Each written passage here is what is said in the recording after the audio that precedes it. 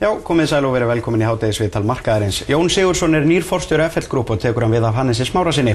Jón komin hingað til mín, vertu velkomin. Takk fyrir. Jón, kannski ef við bara byrjum á það breytt eignarhald, þú nýr forstjóri, segðu okkur aðeins frá þessum breytingu sem orðið hafa á félaginu. Já, það sem við erum að gera núna kynna í dag veruleg aukning á EIFI félagsins 64 milljarða, þannig að EIFI félagsins verður 180 milljarðar eftir þessa breytingu sem að gera félagið eitt sterkasta fyrirtæki landsins. Að samanskapi eru að kaupa fasteignaarm Baugs fyrir 54 milljarða og þar innanbúðar eru sterk félög eins og Landix sem leiðandi félag á Íslandi og í Skandinavíu og síðan fasteignafélög sem hafa verið að hasla sér völl bæði í Bretlandi og Evrópu. Þannig að með þessum aðgerðum eru að styrkja félagið alveg gríðarlega, auk þess að auka sjóðstöðu félagsins með endurfjármögnun og hlutafjáraukningu. Já, en það náttúrulega, ef við tölum bara mannarmála, þá Baugur að koma og bjarga ykkur. Baugur ekkert að koma að bjarga okkur, ég held að Baugur hafi sér tækifæri í því að fara út í þessi viðskipti. Þetta voru tækifæri fyrir FL Group. Við erum búin að vera að skoða ýmsa möguleika á undanförnu, hvernig best að haga svona félaginu í áframhaldinu og eftir mikla skoðun þá var þetta niðurstaðan að þetta verið hagkvæmast fyrir alla hlutaði félagsins. Já, það náttúrulega gengið, FL Group náttúrulega búið að vera að hrapa á undanförnu og það hefur náttúrulega gengið illa og þetta hefur gerst á mjög stuttum tíma. Hvað fór úrskeiðis? Ég held að ekki neitt farið úrskeiðis, ég held að við höfum verið að vinna í svona frekar erfiðum markaði. Það ljóst að markaðsaðstæður undanfarna mánuði hafa verið mjög erfiðar á erlendu fjármálamörkuðum og í fjármögnun fyrirtækja og svo framvegis. Þannig að til að mynda við erum að sjá bankálöfu í Bretlandi í fyrst skipti 150 ár, þannig að þetta ekkert venjulegar aðstæður, þannig að ég held í raun og veru höfum við náð að verjast ágætlega í mjög erfiðum markaði, en vonandi komum við sterkir út úr því og erum náttúrulega að styrkja félagið núna til þess að geta þá nýtt okkur líka tækifæri sem myndast í þessu markaði og staðið á bak við það eignir sem við erum með í dag. Já, það getur svo sem allir verið sammála það að markaðsaðstæður hafi verið erfiðar, en flest fyrirtæki á markaði hafa kannski ekki farið jafn illa út og FL Group búið að gera. Nei, ég held að það endurspeglast náttúrulega bara eðli starfsemi félagsins. Við erum fjárfestingafélag, við erum að fjárfesta, þannig að ef að undirliggjandi eignir okkar að lækka, þá munum við lækka líka og öfugt og við höfum svo sem séð svona skammtímasveiflur áður í gengi félagsins til og með í fyrra og þegar að markaðsaðstæður batna aftur og þá erum við fljótir að ná okkur á strik. Já. Hvenær áttuðu menn sig þannig sé á því að það væri, fyrirtæki væri kannski ekki í eins góðum málum eins og menn ætluðu sér? Ég held að það er svona gætt töluverðs misskilnings stöðu félagsins að undanförnu. Félagið hefur staðið sterkt, félagið með mikið eiginfjárgrunn og í raun og veru fyrir þessa aðgerðir og að tala félag sem með yfir 115 milljarða í eigið fé. Þannig þegar menn voru til að mynda að velta fyrir sér að félagið verið mjög illa statt og þá verður það nú ekki séð, en hins vegar var það mat manna og stjórnenda félagsins að eiginfjárhlutfall félagsins væri kannski komið í lægri mörkin og þar að leiðandi væri rétt að leita leiða til þess að efla reksturinn og geta stutt við þær lykileignir sem við erum með í félaginu eins og Tryggingamiðstöðina og Glitnir og nú Landix, því að í þessum félagum felast gríðarleg tækifæri og við viljum halda áfram að styðja við þessar eignir og það er mjög mikilvægt að stór eigandi í fjármálafyrirtækjum sé með sterka stöðu og það ríki engin vafa því að félagið sé sterkt og með styrkleika til að styðja við þessar eignir. Já. Nú varst þú aðstoðarforstjóri áður en þú varst forstjóri og Hannes náttúrulega núna farin út. Tókst þú ákvarðanir með Hannesi eða fylgdir þú bara eftir? Ég held að við höfum allir sem eru að stjórna fyrirtækinu unnið saman að því að byggja upp þá stefnu og þá starfsemi sem er í fyrirtækinu. Þannig að við á stjórn félagsins myndum stefnuna og tökum ákvarðanir byggt á þeirri stöðu sem er á hverjum tíma. Það er alveg ljóst eins og ég sagði áðan að aðstæður hafa verið mjög erfiðar að undanförnu. Við höfum fjárfest mikið í fluggeiranum og það hefur gengið vel. Við erum hins vegar að glíma við mjög hátt olíuverð þessar mundir sem að hafa áhrif á þann rekstur, þrátt fyrir það að undirliggjandi rekstur þessa eigna hafi verið mjög góður. Þannig að þrátt fyrir að það sé skammtíma svona neikvæð þróun í augnablikinu þá held ég að við munum koma sterkir tilbaka. Já, það hefur náttúrulega gengið vel, það gekk mjög vel en myndir ekki segja að þið hafi kannski farið aðeins of glannalega í fjárfestingar og kannski aðeins of hratt? Ég held ekki, ég held að það sem að auðvitað má alltaf vera vitur eftir og velta fyrir sér hvort maður hefði átt að gera hlutina svona eða hinsegin. Ég held að þær ákvarðanir sem voru teknar voru réttar á þeim tíma sem það voru teknar og eftir að hyggja hefði maður kannski farið aðeins hægar yfir eða gert hlutina aðeins öðruvísi en ég held að heilt yfir að þá erum við komin með mjög sterkt félag sem eru mikið tækifæri í og sem við munum nýta í framhaldinu. Já, Jón Ásgeir hefur reynda sjálfur sagt að menn munu fara varlega í fjárfestingar núna og kannski hugsa betur en það sem að fyrir í fyrirtækinu heldur en að vaða áfram. Já, ég meina það sem hann að segja með því að við ætlum að styðja við þær eignir sem við erum með. Það eru mikil tækifæri sem að felast í þeim eignum og við ætlum klárlega að fylgja þeim eftir og fókusera á það. En að sama skapi munum við nýta okkur þær aðstæður sem eru á markaði og hugsalega tækifæri sem upp kunna koma. En ég held með að við markaðsaðstæður í dag þá það eru fleiri möguleikar út af aðstæðunum þannig að við munum velja betur úr því sem í boði. Já, möguleiki að FL Group verið tekið af markaði? Ekki eins og staðan í dag. Ég held að við viljum sjá breiðan fjárfestahóp og hlutahóp á bakvið félagið og ég hef trú á því að við náum að vekja áhuga fjárfesta á félaginu og sýna hvað í okkur býr í framhaldinu. Þannig að ég held að ég hef von á því að við fáum að vera áfram á markaði og það veri stuðningur fjárfesta við það. Já. Kom einhvern tímann til greina í þessu núna náttúrulega þeir eru búin að sitja á löngum fundum og reyna að finna réttu lausnina. Kom til greina og hefði það verið skynsamlegt að leysa félagið bara upp, selja eignir og leggja félagið niður? Ég held að það hef aldrei verið raunhæfur kostur. En þetta kom upp? Maður hefur velt fyrir sér ýmsum möguleikum í stöðunni. Ég held að við fórum í gegnum í raun og veru alla möguleika, ómögulega og mögulega og við ákveðum að fara þann kost sem við töldum bestan fyrir hag allra hluthafa sem var að fara í þessa miklu aukningu og styrkingu á félaginu og ég held að með því að þá sé hag hluthafa best borgið til lengri tíma. Já. Þið eru náttúrulega aðeins að skera núna niður og hafið lokað skrifstofum ykkar í Kaupmannahöfn og sagt upp þeim sem að þar hafa unnið eða ekki.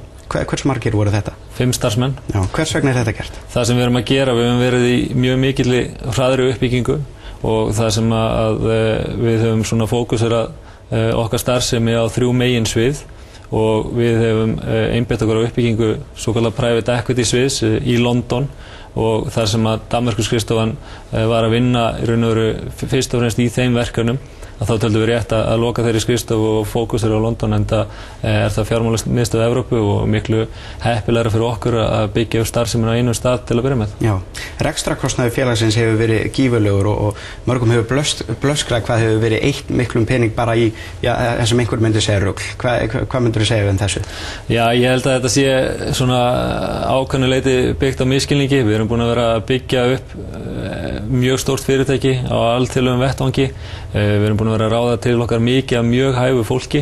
Við erum búin að vera að fara í fjárfestingar á mörgum stöðum og svo framvegis þannig að það krefst mikillar yfirferðar og ég held að... Var ekki spandarað miklu á mörgum stöðum? Ég held að við getum alltaf gert betur í rekstrarkostnaði félagsins en miðað við umsvif þá þetta held ég ekkert óeðlilegt en við munum klárlega leita leiða eins og við erum að gera í Kaupmannahöfn til þess að gera betur og það verður klárlega eitt af markmiðum mínum. Já, markaðsverðmæti eða sem sagt gengið hefur fallið 18% í dag. Það máttu svo sem alveg búast við því en nú ert þú náttúrulega nýr forstjóri og hvers vegna eiga menn að fjárfesta í FL Group? Ég held að FL Group hafa aldrei verið öflugra félag heldur en í dag. Ég held að tækifærin séu mjög mikil. Við erum komið mjög sterkt eignasafn. Við erum með skýra framtíðarsýn. Við erum búin að vera að byggja fyrirtæki á alþjóða vettvangi og ég held að við séum að sanna okkur á því sviði. Þannig að ég held að tækifærin í framhaldinu í því eignasafni, í því starfsfólki og því svona samsetningu félagsins að það séu gríðarleg tækifæri því í framhaldinu sem að menn ætti að hafa áhuga á. Jón Sigurðsson, takk kærlega fyrir þetta. Takk sömuleiðis. Já, komið sæl og verið velkomin í hádegisviðtal markaðarins. Hann sestur hérna hjá mér, hann Jón Sigurðsson, forstjóri FL Group. Vertu velkomin. Takk fyrir. Þið tapið 67 milljörðum króna sem á síðasta ári sem náttúrulega Íslandsmet og langt frá því að vera nálægt næsta meti. Þetta svakaleg tala og þó þið hafið náða endurfjármagna stærstan hluta af skuldunum, vantar aðeins tæpa 9 milljarð upp á, þá þetta alveg svakaleg tala og staða ykkar slæm það ekki? Ég held að það sé mjög mikilvægt að við setjum þetta í samhengi við það sem var að gerast á síðasta ári almennt séð. Staða á alþjóðlegum mörkuðum var mjög erfið, sérstaklega á seinni hluta síðasta árs. FL Group mjög stórt félag með mikið eignasafn og í ljósi þess að við færum okkar allar eignir á markaðsvirði á hverjum tíma, þá geta orðið mjög mikla sveiflur í eignasafni félagsins sem endurspeglast í gegnum rekstrarreikninginn. Þar af leiðandi ljóst að tapið mikið og það eru vissulega mikil vonbrigði en að sama skapi að þá voru allar okkar helstu eignir að lækka á seinni hluta síðasta árs þrátt fyrir að undirliggjandi rekstur þeirra hafi verið mjög góður og það endurspeglast í þessum tölum. Á hvaða sviðum eru það að tapa svona svakalega? Þetta raun og veru var stærsti eða stór hluti af þessu eru fjárfestingar okkar í Commerzbank og American Airlines en síðan koma raun og veru allar fjárfestingar eða flesta fjárfestingar félagsins lækkuðu að einhverju leyti og síðan náttúrulega félagið það stórt að það eru mikil fjármagnsgjöld sem að falla til á þessu tímabili þannig að þetta safnast saman þegar þú ert með stórt félag. Já, það er svo sem alveg rétt en þetta náttúrulega alveg svakalega tölur og Hannes Márusson sagði hjá mér í viðtali þegar þið töpuðu 27 milljörðum króna að það hefði engin glannaskapur verið í fjárfestingum. Styður þú þau orð? Ég held að það sem við höfum sagt og farið yfir meðal annars í tengslum við endurskipulagningu félagsins í nóvember-desember að þá hefur sagt að stöðutaka félagsins í svona fjárfestingum sem hafa ekki verið strategískar fyrir félagið eins og í AMR og Commerzbank hafi verið of stórar í samhengi við stærð félagsins og þar af leiðandi gripum við til þeirra aðgerða að minnka þessa stöðu. Við seldum alla stöðu okkar í American Airlines á síðasta ári, við minnkaðum stöðunni í Commerzbank verulega og höfum haldið áfram að gera það á þessu ári og höfum í raun og veru minnkað markaðsáhættu félagsins rétt 130 milljarða á fjórða ársfjórðungi og það sem af þessu ári. Já, þannig að menn voru að fara fram úr sér. Ég held að eftir að hyggja þá hefðu menn átt að vanda sig kannski aðeins betur og vinna betur úr þeim stöðum sem voru til staðar og ég held að það sé ljóst og þar alveg við gripið til viðeigandi ráðstafana. Það var í raun engin fjárfestingarstefna það? Var skýr fjárfestingarstefna einmitt af því að manni fannst eins og FL Group væri að kaupa bara það sem var í boði? Já, fjárfestingarstefnan í sjálfu sér hefur alveg verið skýr. Við höfum verið að leita fjárfestingum þar sem við sjáum tækifæri til þess að koma að félögunum, taka þátt í stjórnum þeirra og mynda stefnu.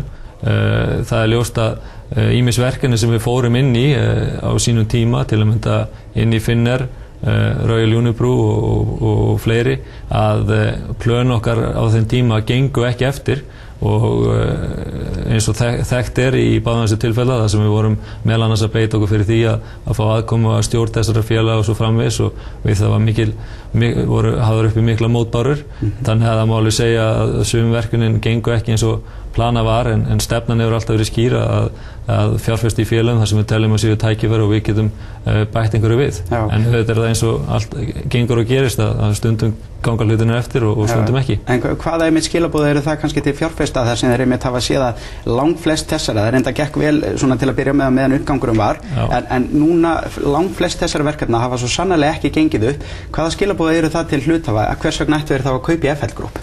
Ég held að það sem við höfum verið að gera, við höfum verið að laga til, við höfum verið að reynsa til í eignasafni okkar til að mynda fókus. Við erum með mjög góða sögu á bakvið mörgum af verkefnum sem við höfum farið í til að mynda við höfum verið að vinna í Refresco og Stónu Tryggja að vera framlega þetta í Evrópu.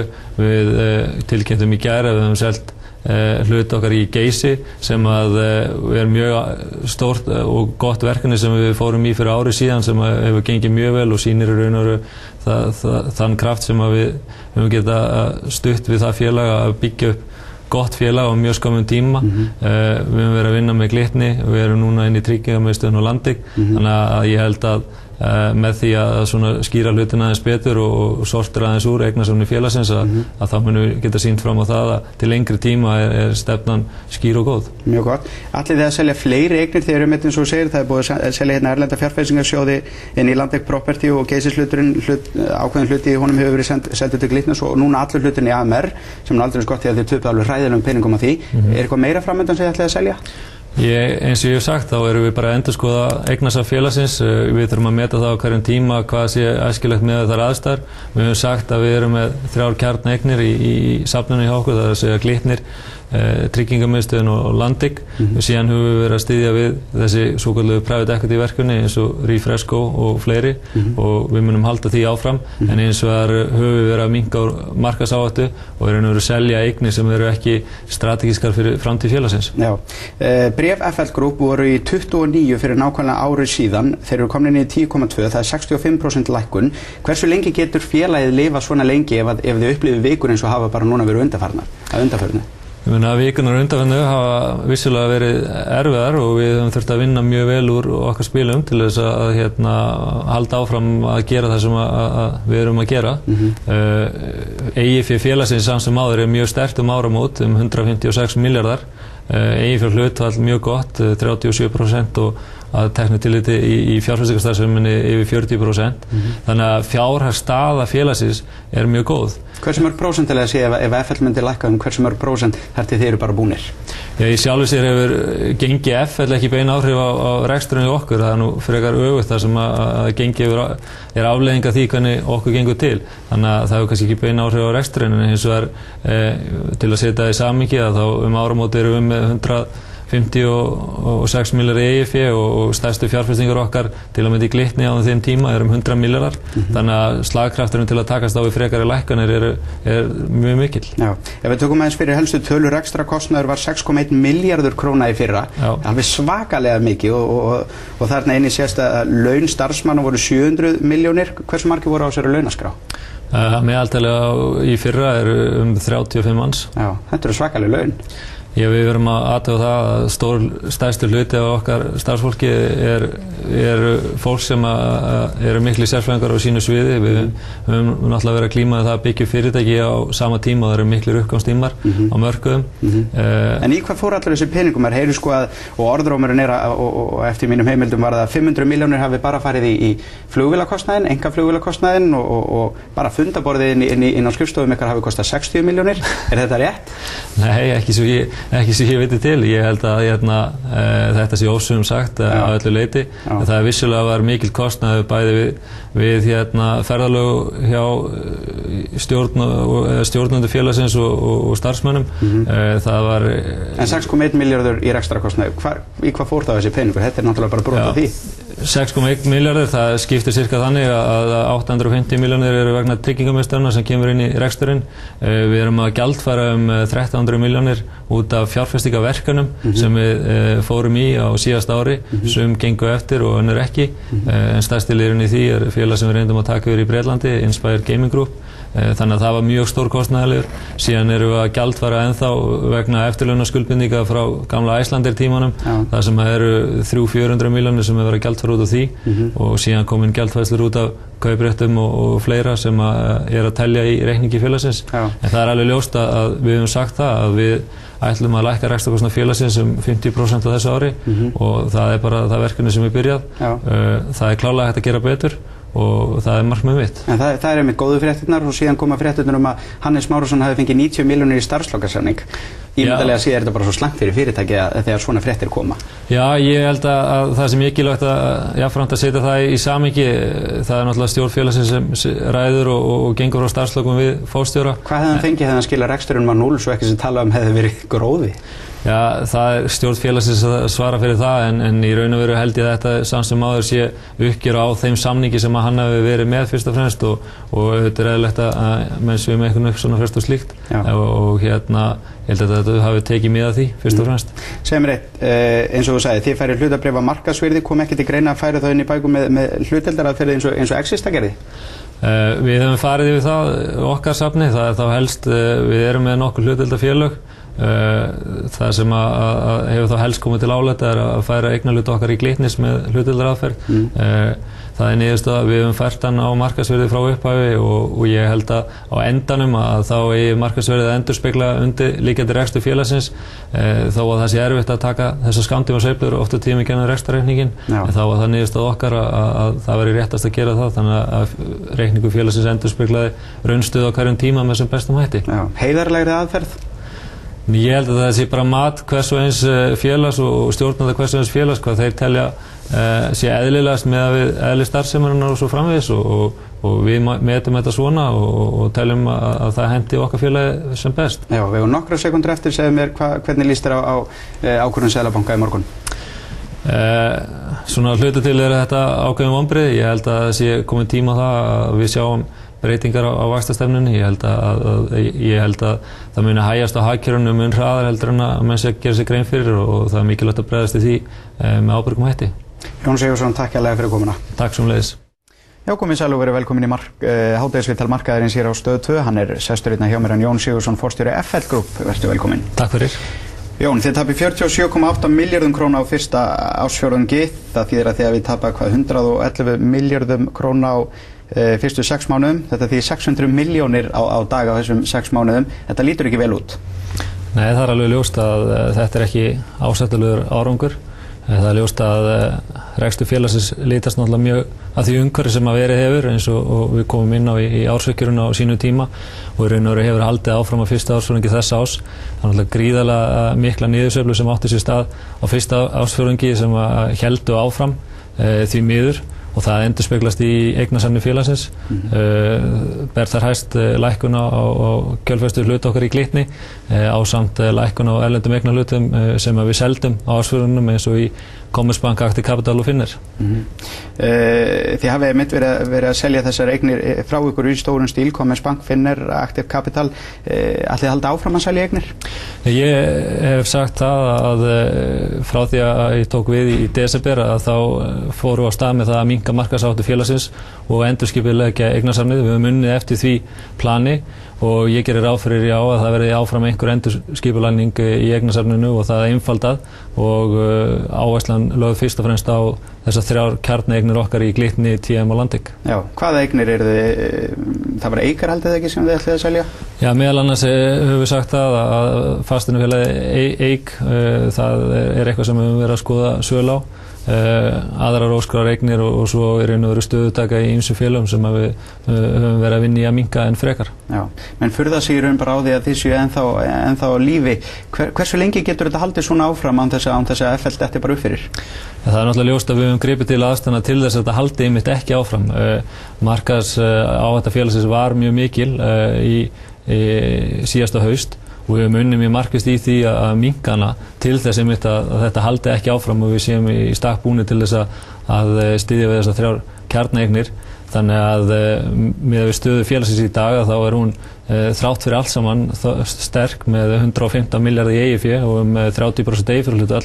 Þannig að þrátt fyrir þessa miklu ágjöf að þá samt sem áður stendur félagið traustum fótum en ég vonast í þess að það aðgerðir sem við erum nú þegar búin að grípa til komi í veg fyrir það að þetta haldi áfram. Já, framundan ætlið þið bara að halda utan þær eignir einmitt sem þið eigið þá þessar 3 TM Landik og Glitni eða eru þið eitthvað að fjárfesta? Getið þið fjárfest eitthvað?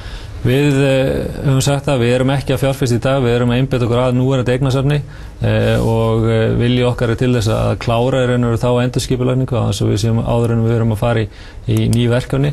Hins vegar tel ég að það muni myndast tækifæri til þess að skoða ný tækifæri en þá helst í tengslu við þær eignir sem við erum með í dag og þá á fjármálasviðinu eða fasteignasviðinu og þá hugsanlega í tengslu við einhverjar breytingar í þeim félögum sem við eigum og svo framvegis. Já, umsvifin hafa svo sannarlega minnkað hjá okkur. Hversu mörgum hafið þið sagt upp og hversu mörg eru þið í dag?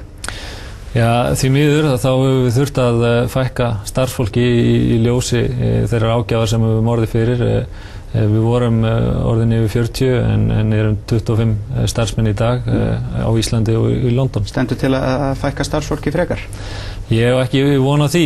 Það er búið að fara í gegnum það og laga til reksturinn og nú munum við vinna því að styrkja og efla félagið enn frekar og vonandi getum við fara að byggja upp aftur fyrir en setna. Já, margir hafa veltið fyrir sig hvort að svona félagið mitt þurfi eitthvað mikið meira heldur en bara forstjóra, gjaldkera og góðan lögfræðing. Já, það eru sjónarmið sem einhverjir hafa en ég held að ef að menn líta á innviðina og það sem menn er að vinna að og þeirri uppbyggingu og að þeim félögum sem er verið að vinna að þá þarf nú aðeins meira til heldur en bara þessa 3. Já, þetta er mikil einföldun á málinu. Já, ég held að sé óhætt að segja það og umsvifin bera það nú með sér að þarf nú eitthvað starfsfólk til að sinna öllum þessum fjárfestingum. Já, Gengibréf FL Group hefur fallið hratt á undanförnu og þið ætlið að taka þetta félag af markaði. Hvað þýðir afskráningin? Er félagið búið að vera og vill sleikja sárin fjarri opinberu eftirliti eins og börsen orðaða eða er þetta upphafið að endurreisn félagsins? Já, þetta allavega ákveðin kaflaskil í sögu félagsins því að félagið búið að vera mjög lengi og forverið þess í raun og veru búin að vera mjög lengi skráði í Kauphöll Íslands þannig að vissulega kaflaskil að ræða. Ég tel þetta vera mjög mikilvægt skref í því að geta raun og veru haldið áfram þeirri endurskipulagningu sem átt sér stað. Það mjög erfitt að vinna í þessari stefnubreitingu á markaði. Það eru margar erfiðar ákvarðanir sem það að taka og undir stöðu kastljósi markaðarins að þá getur reynst erfitt að taka þessar ákvarðanir þannig að það oft á tíðum betra að horfa til þess að vera í smá skjóli meðan þú ert að vinna úr þessum hlutum. Og jafnframt alveg ljóst að eignarhald félagsins hefur þrengst á þessu tímabili, þar að segja að hlutum hefur verið að fækka og verðmyndun hefur orðið verri. Þannig að það í okkar huga gríðarlega mikilvægt að skapist festa félagið og þessi trúveruleiki í kringum stærsta hluthafann í Glitni og TM og Landik. Já, það óhætt að segja að séu margir hundóanaðir með þessa ákvörðun ykkar að taka félagið af markaði núna þegar þeir eru lækkað svona óbáslega mikið og lítill hluthafi sem markaðurinn ræddi við morgun sagði stjórnendur FL háflugsmenn mistaka og hvað viltu þá segja við þá sem lögðu sparnað sinn í félagið og eins og þú bara getur rétt ímyndaðir sjálfur að menn séu fúlir? Já, ég skil það mjög vel að þetta eru mikil vonbrigði hvernig hlutabréfaverðið hefur þróast en það verður þá lítið á það að þetta svo sem búið að vera þróun sem hefur verið almennt á markanum þrátt fyrir að hlutabréf FL vissulega hafi lækkað mjög mikið sem miður. Ég held að það sé nú ekki mikil ágreiningur það að það sé rétt ákvörðun að afskrá félagið. Við allavega hefum ekki orðið varu við það að þau sjónarmið hafi verið sérstaklega á lofti. Þetta var allavega maður sem við töluðum við á fundinum í morgun. En ég held að til að svara því sem slíkt að þá bjóðum við upp að valmöguleika að menn geta selt hlutabréf sín í FL og fengið skráðbréf í Glitni sem að augljóslega mjög mikið tengsl þarna á milli og ég held að hagsmunir FL eru miklir í Glitni þannig að ef að Glitni gengur vel þá mun FL ganga vel. Þannig að ég held að peningunum sé vel varið þar. Já. Eignarhluturinn í Glitni, hann mikið skuldsettur. Geta menn ráðið við afborganir af þessu? Já, við erum í raun og veru þokkalega vel fjármagnaðir eins og ég kom inn á áðan í fyrir hlutfallinu 30%. Við erum að vinna í því að styrkja það enn frekar með því að losa aðrar eignir og minnka raun og veru heildarskuldsetningu félagsins til þess einmitt að vera í stakk búnir til þess að halda þeim hlut og styðja við bankan þannig að það í sjálfu sér í mjög góðum farvi. Já. Snúm okkur aðeins öðru. Þú ert 30, þú ert náttúrulega kemur inn í þetta félag sem náttúrulega eitt umdeildasta félag á Íslandi og búið að ganga náttúrulega hvað verst í Kauphöllinni. Bara hvernig hefur þessi tími verið? Segðu okkur aðeins frá því. Já, vissulega hefur þetta verið fróðlegt og oft á tíðum erfitt en sama tíma mikil áskorun. Ég held að aðalmáli sé það að við erum bara búin að vera að vinna heilum hug. Ég með mínu starfsfólki og stjórninni sem að menn hafa allir lagt hönd á plóginn við að komast í gegnum þetta og ég held að sé mjög mikilvægt að horfa til þess að bara það að komast í gegnum þessu sveiflu og klára hana sé nú ákveðið árangur út af fyrir sig því að eins og við höfum séð erlendis að það voru nú mörg stærstu og virtustu fjármálafyrirtækjum heims sem hafa farið undir í þessari einni mestu fjármálakreppu seinni tíma þannig að bara það að komast í gegnum þetta að það áfangi út af fyrir sig sem maður ætlar að ná. Já, en hefur aldrei hugsað að stoppa við og hugsa þetta svo mikið þvílíkt stapp í nennið þessu ekki lengur? Það í raun og veru þýðir ekkert. Þá í raun og veru kemst maður ekkert áfram. Maður verður bara að reyna að vera með einbeita fókus á það að klára verkefnið. Maður veit hvert maður vill koma félaginu. Ég hef mjög miklu að trúa því. Fyrirtækið með 115 milljarða sem gerir það held ég eftir því sem ég best skoðað 7. félagið með mesta eigið fé á Íslandi þannig að það nú ekki eins og að það sé með lítið eigið fé þannig að tækifærið til staðar en það alveg ljóst að það hefur verið mikið verkefni og verður mikið verkefni að takast á við að koma því á skrið aftur. Já, ætli að vera ekki þannig að öll verkefni sem þú tekur og eftir þessu verkefni verði tiltölulega þægileg og auðveld? Ég hef ekki segið, ég vona það allavega. Já. Hvernig sérðu fyrir þér svona framtíðina? Þú hefur trú eðlilega á þínu fyrirtæki. Botninu náð? Hvenær siglum við út úr þessu? Ég held að maður allavega vonast til þess að svona það versta sé yfirstaðið, almennt séð. Ég held að eins vegar að við eigum eftir að svona þurfa að berjast við einhver erfiðleika út þetta ár því að það tekur einhver tíma að koma skriða hlutina og lykilverkefni í því er aðkoma held í Seðlabankans og ríkisins að því að styðja við raun og veru fjármálakerfið í heild sinni. Já, er ríkisstjórnin að gera það? Er verið að gera nóg? Menn hafa náttúrulega talað að þeir hafi skilninga og sögðu þá að auka gjaldeyrisforðann og svo framvegis, það lítið gert og forsætisráðherra reyndast átt að segja því að hafa grætt mikið á því eða spara mikið á því hafi ekki gert neitt? Já, ég held að það kemur svo tími að menn verða að fara að gera eitthvað og ég held að menn séu svo sem að vinna hörðum höndum að því að gera eitthvað. Ég held að menn er samt ekki að bíða lengi í þeirri von að spara meira því að ég held að ef menn bíða lengi þá getur það snúist upp í andhverfu sína. En ég held að aðalatriði sé það að menn séu samstilltir og vinni saman að því að sigla Íslandi út úr þessum ólgusjó sem að við virðumst vera lentir í hvort sem að það er réttmætt eða ekki. Já, Jón Sigurðsson, takk hérlega fyrir komuna. Takk sömuleiðis.